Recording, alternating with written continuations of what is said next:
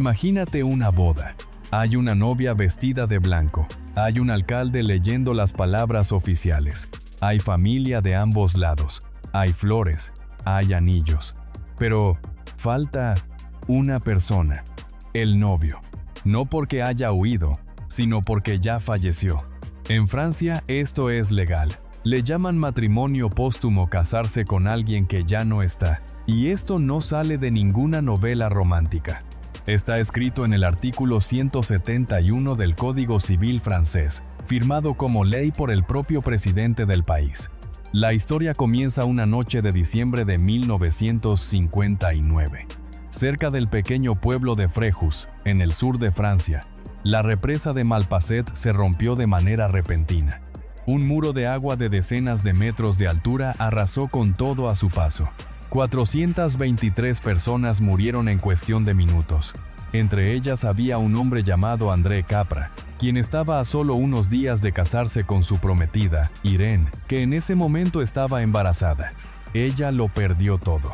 Al hombre que amaba, la boda que había soñado, y el hijo que llevaba en el vientre estaba a punto de nacer sin un padre legal. Pero Irene no aceptó eso. Le escribió una carta directamente al presidente Charles de Gaulle pidiendo permiso para casarse con el hombre que amaba, aunque él ya no estuviera. La prensa se puso de su lado. Francia entera se conmovió. Y apenas unas semanas después, el Parlamento francés aprobó una ley que permite al presidente en casos excepcionales autorizar un matrimonio con una persona fallecida.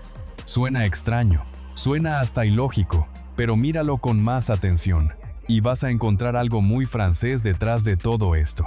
Un pueblo que valora tanto el amor, el honor y la palabra dada, que está dispuesto a escribirlos en la ley. Hasta el día de hoy, cada año se presentan entre 50 y 100 solicitudes de este tipo, y cerca de la mitad son aprobadas. Esto es apenas una puerta entreabierta, porque Francia, ese país que crees conocer por la Torre Eiffel y los croissants, es en realidad una de las naciones más malentendidas del planeta. Y en el recorrido que sigue, vas a descubrir una Francia muy distinta a la de las postales. De una historia de amor que trasciende hasta la muerte, demos un paso atrás para ver el panorama completo de esta tierra que la vio nacer. Francia se encuentra en el corazón de Europa Occidental, con una extensión de alrededor de 547.000 kilómetros cuadrados, el país más grande de la Unión Europea. Para que te des una idea, es casi el triple del tamaño del estado de Sonora, en México. Desde las playas soleadas del Mediterráneo en el sur, hasta los acantilados azotados por el viento en la costa atlántica al oeste. Desde las cumbres nevadas de los Alpes en el este, hasta los interminables viñedos de Burdeos, Francia, reúne casi todos los paisajes que Europa puede ofrecer. La población de Francia es de aproximadamente 69 millones de personas. La edad promedio es bastante alta. Por encima de los 40 años es una sociedad madura, donde la esperanza de vida supera los 83 años, de las más altas del mundo. Más del 80% de los franceses vive en zonas urbanas. Y aquí viene la primera sorpresa. Cuando la gente piensa en Francia, casi siempre piensa en un solo lugar: París. Nes. Pero la propia ciudad de París, el núcleo central, tiene poco más de 2 millones de habitantes, mucho más pequeña de lo que uno se imagina. Lo que el mundo entero imagina como París, en realidad, es una zona metropolitana enorme que se extiende a su alrededor, donde viven cerca de 12 millones de personas. Y lo más importante, París no es Francia.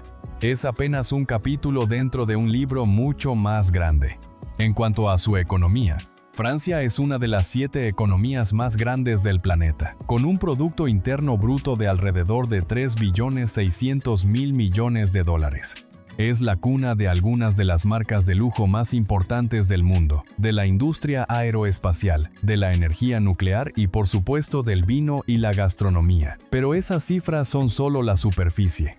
Para entender de verdad a Francia, tenemos que retroceder un poco en el tiempo. La historia de Francia es larga y compleja desde las antiguas tribus galas, pasando por dinastías reales, hasta la Revolución de 1789, que sacudió a toda Europa y dio origen a 3 palabras grabadas en cada ayuntamiento del país: libertad, igualdad, fraternidad. Pero en lugar de recorrer toda esa historia, detengámonos en un solo momento, un momento que, sin saberlo, probablemente ya has celebrado más de una vez en tu vida. El 5 de mayo. Regresemos al año 1862. En ese entonces, el emperador francés Napoleón III envió tropas a cruzar el océano y desembarcar en México, con la ambición de establecer un imperio afín a Francia en pleno continente americano. El ejército francés de esa época era considerado casi invencible, no había perdido una batalla importante en casi medio siglo. Pero aquel 5 de mayo, en la ciudad de Puebla, un pequeño ejército mexicano, mal equipado, bajo el mando del general Ignacio Zaragoza, logró lo que todos consideraban imposible.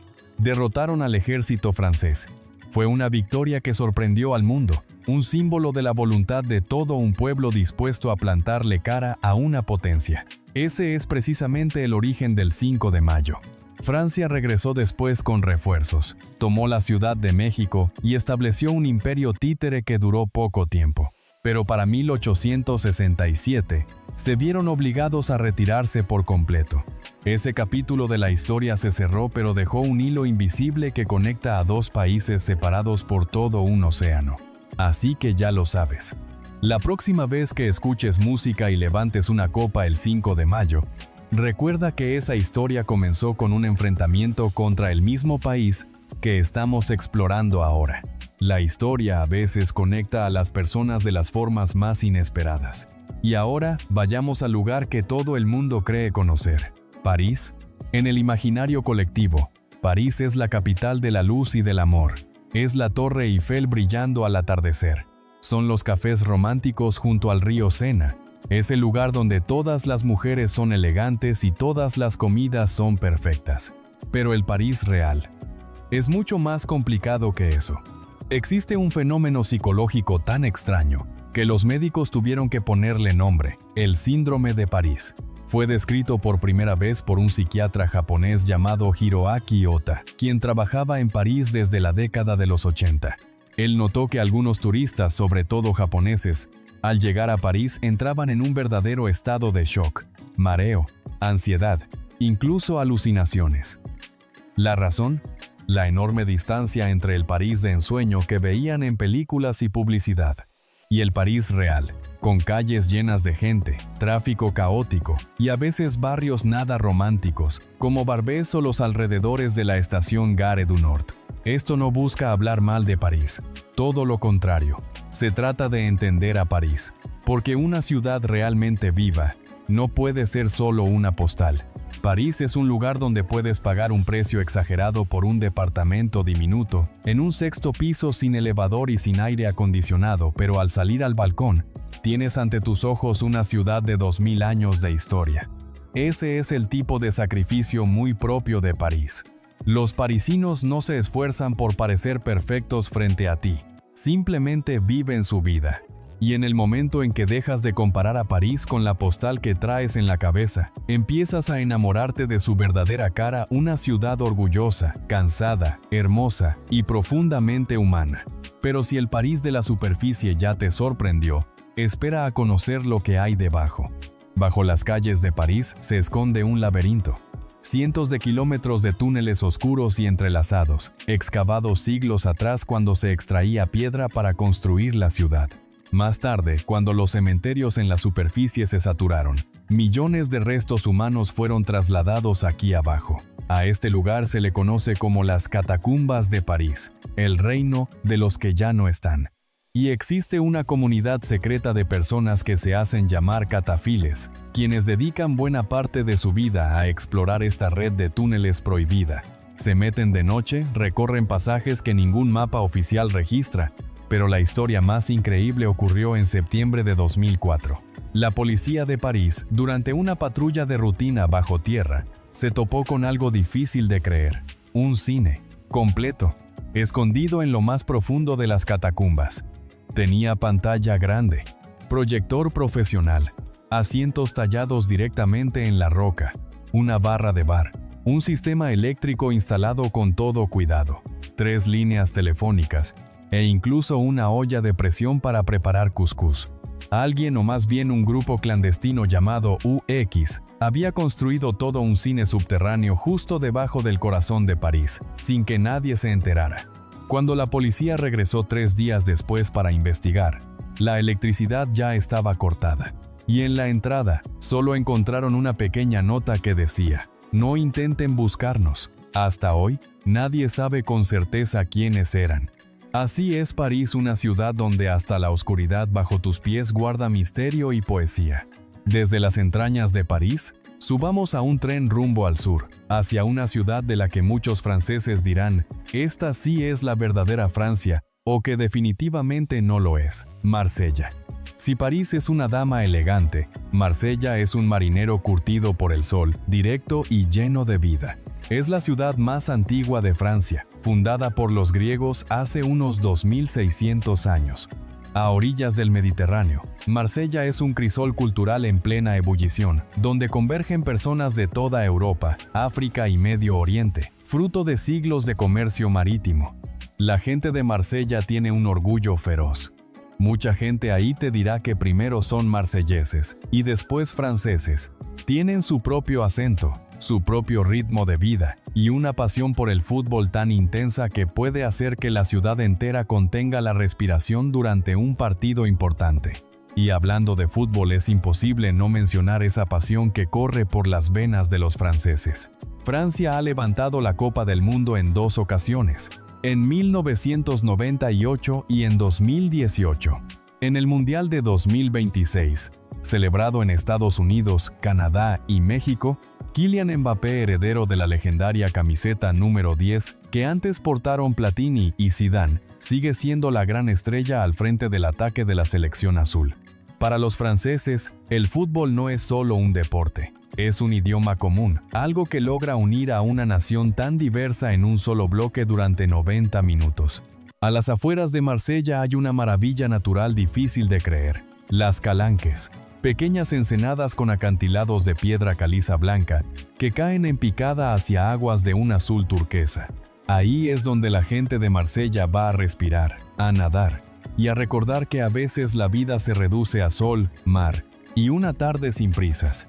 Ahí atrocelente, dejando atrás el sol del Mediterráneo, hablemos de algo que vas a encontrar por todo el territorio francés, de París a Marsella, de las cafeterías a las panaderías: el arte de saludar. En Francia, saludar no es un trámite, es un ritual. Cuando entras a una tienda pequeña, a una panadería o incluso a un elevador, decir bonjour, buenos días, no es opcional. Es una regla básica de cortesía. Si te la saltas, puede que te tomen por grosero sin que entiendas por qué. Después está la bise, el saludo de beso en la mejilla. Al encontrarse, los franceses suelen rozar la mejilla y simular un beso en el aire. Pero aquí viene lo interesante: la cantidad de besos cambia según la región. En algunos lugares son 2, en otros 3, incluso 4. A veces hasta los propios franceses de una región, al encontrarse con alguien de otra, no saben bien en cuál beso detenerse. Y la forma de dirigirse a alguien es también todo un arte. El francés tiene 2 maneras de decir tú, una formal y otra más cercana. Usar la incorrecta, ser demasiado cercano con alguien que apenas conoces, puede considerarse una falta de respeto. Esto refleja algo muy profundo de la cultura francesa: el respeto por el espacio del otro, el aprecio por las formas y los rituales. No es frialdad. Es simplemente otra manera de decir que cada relación merece su tiempo para florecer como se debe.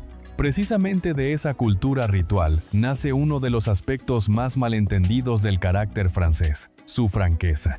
Muchos viajeros salen de Francia con la impresión de que los franceses son fríos, incluso groseros.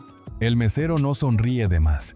El empleado de la tienda no pregunta 1000 cosas con exagerada amabilidad. Pero míralo con más atención y verás que esto no es mala educación. Es, simplemente, otra filosofía de vida. Los franceses no creen en la simpatía forzada. Para ellos, una sonrisa debe ser real, un cumplido debe ser sincero. No ven ninguna razón para mostrarse demasiado amigables con un desconocido con quien todavía no tienen ningún vínculo.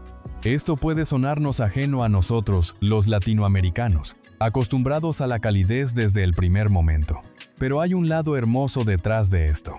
Porque cuando un francés realmente se convierte en tu amigo, esa amistad suele ser profunda y duradera. Hacer amigos franceses puede ser lento y difícil. Su círculo cercano suele formarse desde la escuela y mantenerse toda la vida. Pero una vez que esa puerta se abre de verdad. Y a los franceses les encanta debatir. Una cena en Francia puede convertirse fácilmente en una discusión acalorada sobre política, filosofía o arte, no porque estén enojados entre sí, sino porque para ellos pensar y confrontar ideas es un placer, una señal de respeto intelectual mutuo. Esa misma sinceridad no solo está en cómo hablan los franceses, está en cómo viven, cómo se visten, cómo se cuidan. Existe un concepto que se admira e intenta imitar en todas partes, el estilo francés. Pero su secreto no está en un closet lleno de ropa ni en un maquillaje elaborado. Todo lo contrario, la filosofía central es menos pero mejor. Los franceses tienden a invertir en unas cuantas prendas de alta calidad en lugar de comprar muchas cosas baratas. Un abrigo bien confeccionado, un buen par de zapatos de piel, una bufanda de calidad y las usan durante años. Con el cuidado personal pasa lo mismo. En lugar de aplicar capas de maquillaje, muchos franceses se enfocan en mantener la piel sana desde la raíz, para que la belleza se note de la forma más natural posible. Y esto no es casualidad. Francia es, literalmente, la capital mundial de la moda y el lujo. París es cuna de las marcas que todo el planeta desea, donde 2 veces al año, expertos de todos los rincones llegan para ver las nuevas colecciones durante la Semana de la Moda. Desde perfumes hasta artículos de piel, desde las grandes casas de alta costura hasta los talleres artesanales tradicionales, los franceses convirtieron la belleza en toda una industria y la elegancia en parte de su identidad nacional. Pero aquí hay una paradoja interesante. El francés promedio, en la calle, viste de forma muy discreta. No exhiben marcas. Para ellos, el verdadero estilo es algo que se percibe, no algo que grita su precio. Y no hay lugar donde ese arte de vivir de los franceses se note más que en la mesa. Los franceses tienen un concepto que llaman art de vivre. El arte de vivir y su corazón está precisamente en la comida. Saber bajar el ritmo, saber disfrutar. Saber que una buena comida junto a la gente que quieres es uno de los placeres más auténticos de la vida. La gastronomía francesa es tan reconocida que la UNESCO la declaró Patrimonio Cultural Inmaterial de la Humanidad, una de las primeras tradiciones culinarias del mundo en recibir este honor. Desde el croissant crujiente de la mañana, hasta cientos de tipos de queso, se dice que Francia tiene tantas variedades de queso que podrías comer una distinta cada día durante más de un año. Desde la baguette recién horneada que se compra en la panadería de la esquina, hasta guisos caseros que se preparan con la misma receta desde hace generaciones. Cada región tiene su propia especialidad. Mariscos frescos en la costa, guisos de carne contundentes en las zonas montañosas, vinos de renombre en Burdeos y Borgoña. Pero aquí hay algo que ha dejado perplejos a los científicos durante años, le llaman la paradoja francesa. Los franceses comen mantequilla, queso, pan blanco, carne y toman vino casi todos los días. Según toda lógica, deberían tener índices altísimos de obesidad y enfermedades del corazón. Y sin embargo, ocurre justo lo contrario. La tasa de obesidad en Francia es de las más bajas entre los países desarrollados. Entonces, ¿dónde está el secreto? No está en qué comen, sino en cómo comen. Los franceses comen despacio. Consideran la comida un evento, no una tarea que hay que terminar rápido. Una cena puede durar horas, con cada platillo servido en su momento, y la conversación es tan importante como la comida misma. Comen porciones moderadas, casi no picotean entre comidas, y lo más importante, disfrutan de verdad, sin culpa, sin comer mientras revisan el celular. Esto comienza desde muy pequeños. En muchas escuelas francesas, el almuerzo de los niños no es comida rápida devorada a las carreras, sino una comida de varios tiempos, servida con cuidado, donde los niños aprenden a probar, a esperar su turno, a sentarse a la mesa como parte de un ritual civilizado. Los franceses no solo cocinan bien, le enseñan a toda una nación cómo comer, y ese respeto por la comida llega a niveles difíciles de creer. En 2016, Francia se convirtió en el primer país del mundo en aprobar una ley que prohíbe a los supermercados tirar alimentos no vendidos que todavía están en buen estado en su lugar. Están obligados a donarlos a organizaciones de caridad o enfrentar multas considerables. Decenas de miles de toneladas de comida cada año, en lugar de terminar en la basura, se han convertido en millones de platos para quienes más lo necesitan. ¿Recuerdas? Este es el pueblo que escribió el amor en sus leyes. Y también escribió ahí el respeto por la comida. De la mesa, salgamos a la calle un sábado por la mañana, y te vas a topar con uno de los pasatiempos más entrañables de los franceses. En toda Francia, los fines de semana aparecen mercados de antigüedades. Los franceses les llaman brocante o vide grenier, que literalmente significa vaciar el ático. La gente saca a la venta todo tipo de cosas: muebles antiguos, cuadros, libros viejos, relojes, joyería, objetos que han pasado por varias generaciones. En la propia París, el mercado de Saint-Ouen, al norte de la ciudad, es considerado uno de los mercados de antigüedades más grandes del mundo, con miles de puestos que se extienden como un laberinto sin final. Pero esto no es solo ir de compras. Es una verdadera cacería de tesoros, el placer de hurgar entre objetos viejos y, de repente, encontrar una joya, una silla antigua, un cuadro olvidado, un libro impreso hace un siglo. Y en Francia, comprar cosas usadas no significa carecer de recursos, al contrario, se considera algo elegante. Coleccionistas de todo el mundo siguen llegando aquí buscando porcelana de Limoges, marcos dorados, o algún reloj antiguo con ese estilo francés que no se confunde con ningún otro. Todo esto refleja algo hermoso del alma francesa: el aprecio por el pasado y por los objetos hechos para durar. En un mundo donde cada vez más cosas se usan una sola vez y se desechan, los franceses siguen creyendo que un objeto bello merece conservarse y merece ser amado una vez más. Y si crees que Francia se reduce a sus ciudades, apenas has visto la mitad. Porque más allá de eso, las regiones de Francia se despliegan como una serie de cuadros vivos, cada una con su propia identidad. Vayamos a la región de Alsacia, al este, en la frontera con Alemania. Ahí hay pueblos que parecen sacados de un cuento de hadas: Colmar, Riquewihr, Eguisheim, con casas de madera pintadas de colores vivos, ventanas cubiertas de flores y pequeños canales serpenteantes. Ahí se mezclan la cultura francesa y la alemana en algo completamente único. Más al sur está la Provenza, tierra de campos de lavanda morada que se extienden hasta el horizonte, bañados por una luz dorada que ha cautivado a incontables pintores. Ahí está la antigua abadía de Senanque, en medio de un mar violeta, y el pueblo de Roussillon, con su tierra roja como fuego encendido. Más lejos aún está la isla de Córcega, en pleno Mediterráneo, con el pueblo de Bonifacio suspendido sobre acantilados blancos que caen directo al mar. Después está el cañón del Verdon, comparado con el Gran Cañón de Europa, con aguas de un verde turquesa que corren entre paredes de roca imponentes. Y también está la duna del Pilat, la duna de arena más alta de Europa, un pequeño desierto justo a orillas del Atlántico, donde puedes subir hasta la cima y contemplar desde arriba todo un bosque de pinos. Esta es la Francia que pocos turistas conocen. Una Francia de naturaleza imponente y pueblos tranquilos, donde el ritmo de vida se relaja y la belleza no necesita esfuerzo. Pero esa belleza, sobre todo en las grandes ciudades, tiene un precio, en el sentido más literal. Hablemos claro de los números. En Francia, el salario mínimo, que ahí llaman SMIC, es, en 2026, de alrededor de 1.867 euros al mes antes de impuestos. Después de los descuentos, el trabajador recibe cerca de 1.478 euros, equivalente a casi $1.700 al mes. Suena decente. Pero ahora veamos el costo de la renta. En París, el alquiler promedio de un departamento ronda entre 1.600 y 1.700 euros al mes, es decir, entre 1.800 y 1.900 dólares.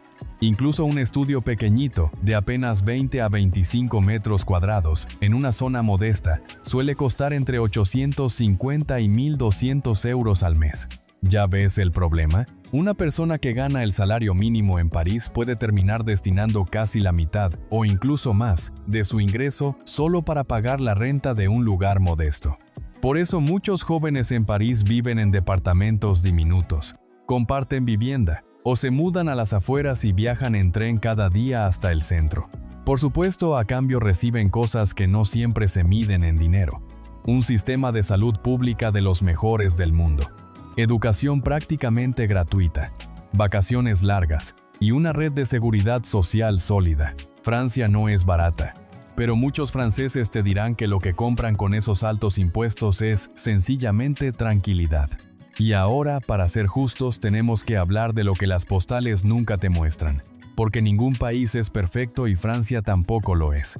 Además del alto costo de vida en las grandes ciudades, Francia enfrenta problemas sociales profundos. Alrededor de muchas ciudades grandes, existen zonas llamadas banlieues, periferias donde viven, desde hace generaciones, comunidades de inmigrantes y sus descendientes. En algunas de estas zonas, el desempleo es alto, las oportunidades son limitadas, y la sensación de exclusión social lleva años acumulándose. Esa tensión a veces estalla. Francia ha vivido disturbios importantes como en 2005, y de nuevo en 2023 cuando ese descontento acumulado se desborda hacia las calles. Detrás de todo esto hay preguntas difíciles que el país entero sigue tratando de responder. ¿Cómo integrar a una sociedad cada vez más diversa? ¿Cómo hacer que la promesa de igualdad y fraternidad sea una realidad para todos, y no solo palabras escritas en un muro? Decir esto no significa juzgar a Francia. Toda gran nación carga con sus propias contradicciones. Pero para entender de verdad a un país, hay que mirar tanto su luz como su sombra. Francia es una nación de ideales elevados y también una nación que, día a día, intenta estar a la altura de esos ideales. Y esa misma lucha, de alguna forma, es lo que la hace profundamente humana. Entonces, después de todo esto, ¿qué pasa si tú quieres conocer Francia con tus propios ojos? Aquí viene una buena noticia. Si tienes pasaporte mexicano o de la mayoría de los países de Latinoamérica, como Argentina, Brasil, Chile, Colombia, Perú, Uruguay y muchos otros, no necesitas visa para viajar a Francia en estancias cortas. Puedes permanecer en todo el espacio Schengen hasta 90 días dentro de un periodo de 180 días. Solo necesitas tu pasaporte vigente. Pero hay algo nuevo que debes saber. La Unión Europea está por implementar un nuevo sistema de autorización de viaje electrónico llamado ETIAS, que se espera comience a aplicarse a finales de 2026 y se vuelva obligatorio durante 2027. Esto no es una visa, es simplemente un trámite en línea sencillo, con un costo aproximado de 20 euros, unos $23 que se completa en unos 20 minutos, y tiene una vigencia de 3 años. Cuando el sistema entre en operación, recuerda completarlo antes de tu viaje. Y sin importar cuándo viajes, asegúrate siempre de que tu pasaporte tenga vigencia de al menos unos meses después de la fecha en que planeas salir de Europa. Una nota importante: si tienes pasaporte de Bolivia, Cuba, Ecuador o República Dominicana, por ahora todavía necesitas tramitar una visa Schengen antes de viajar. Verifica bien tu situación y prepárate con tiempo. Y así cerramos este recorrido. Francia no es la postal que alguna vez imaginaste. Es un país capaz de escribir el amor en sus leyes, de esconder un cine entero bajo tierra y de comer queso todos los días sin dejar de sonreír. Es orgullosa y contradictoria. Es hermosa e imperfecta. Es tanto las luces deslumbrantes de París como las dunas silenciosas junto al Atlántico. Pero quizás sea justamente eso lo que hace que valga tanto la pena descubrir Francia, no porque sea perfecta, sino porque es real. Y en el momento en que logras mirar más allá de la postal, encuentras un país mucho más rico, más profundo y más vivo de lo que jamás imaginaste. Gracias por acompañarme. Nos vemos en la próxima tierra por descubrir.